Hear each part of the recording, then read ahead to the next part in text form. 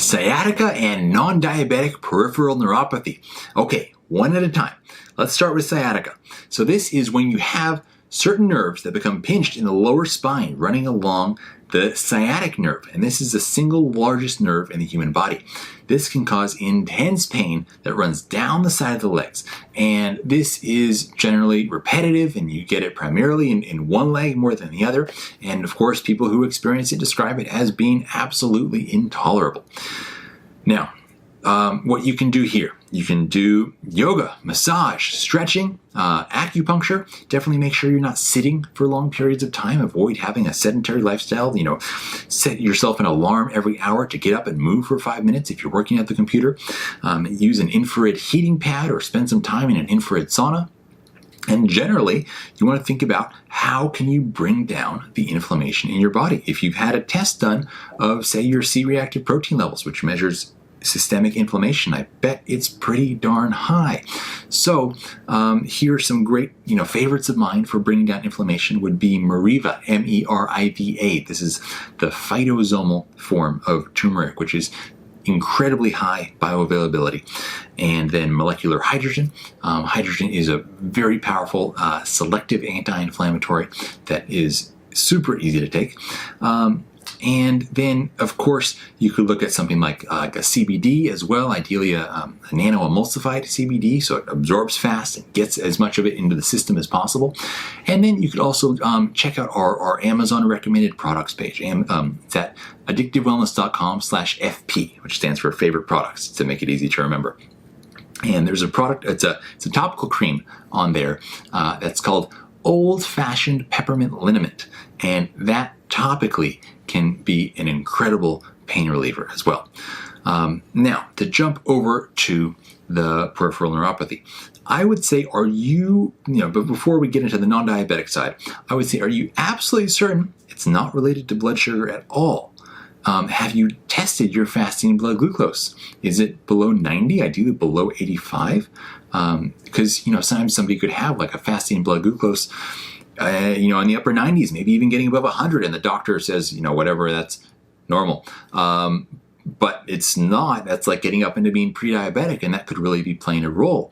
In addition to that, it'd also be good to test your hemoglobin A1C, which instead of just taking a picture of what your fasting blood glucose was at that moment in time, it's kind of an average over time that can sometimes be more insightful and less prone to what you happen to do in the last 12 hours or so, or how your sleep was the night before, or what you ate for dinner the previous night before you tested it. So there can, of course, be other causes here. And so you could have autoimmune conditions, you can have certain viral or bacterial infections like Lyme or hepatitis C or HIV. Certain vitamin deficiencies can contribute, B vitamin deficiencies, vitamin D deficiency, vitamin E deficiency. And there can also be physical trauma that happened.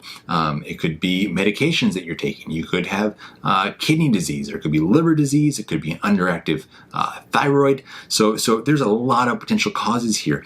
And ultimately, you got to do some self-reflection and research and see which of these lines up for you, what could be contributing to create this neuropathy condition. And so when you have peripheral neuropathy, this is where you have pain, burning, and numbness and tingling in the hands and the feet. And so you get it in the extremities because these are the longest nerves that are running to your extremities. So they're the first to be impacted by this. And some of the most common causes of this, we talked about a lot of them, but B1 and B12 deficiencies. Why are these important for this? Because you often develop peripheral neuropathy when the myelin sheath has become weak or destroyed and gone. And so the myelin, think of this as it's called the myelin sheath. Think of it as like the sheath of a sword. It's what goes outside the sword to protect you from the sharp edges of the sword. The myelin sheath is what covers the outside of your nerves. And so this is a protective coating around your nerves, basically. The more myelin you have, the better, the faster nerve signals can travel along. But if you have weak myelination, you end up with lots of nerve problems. And the myelin can be destroyed by the elevated sugar levels in the blood. That can be one problem. That's how you end up with diabetic peripheral neuropathy. Or you have deficiencies in something like B1 or B12, which control the formation of myelin around the nerve. So maybe you're not making enough of it because of that deficiency. There could be various factors at play here. And of course, general inflammation and having lots of free radicals, this is going to contribute as well to the destructions of the proteins in that area.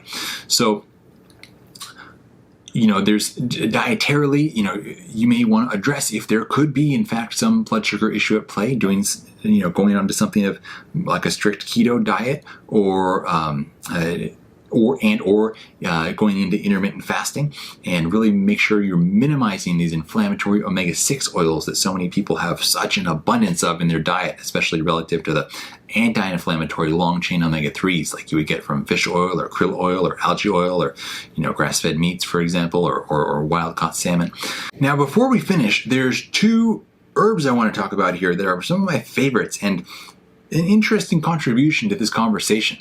So we talked about the myelin sheath and how important that is here.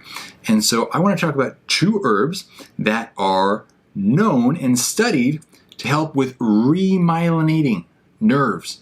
And so these are ashwagandha and lion's mane. Now, these have not been specifically studied for this kind of situation, right? They have not been studied for peripheral neuropathy, but we do know that these help support healthy myelination. So these would definitely be something that I would consider taking. Now, I need to be very clear because we sell these. I am not saying that ashwagandha and lion's mane will do anything for peripheral neuropathy. I'm just saying they taste delicious, and I hope you'll enjoy them as much as I do.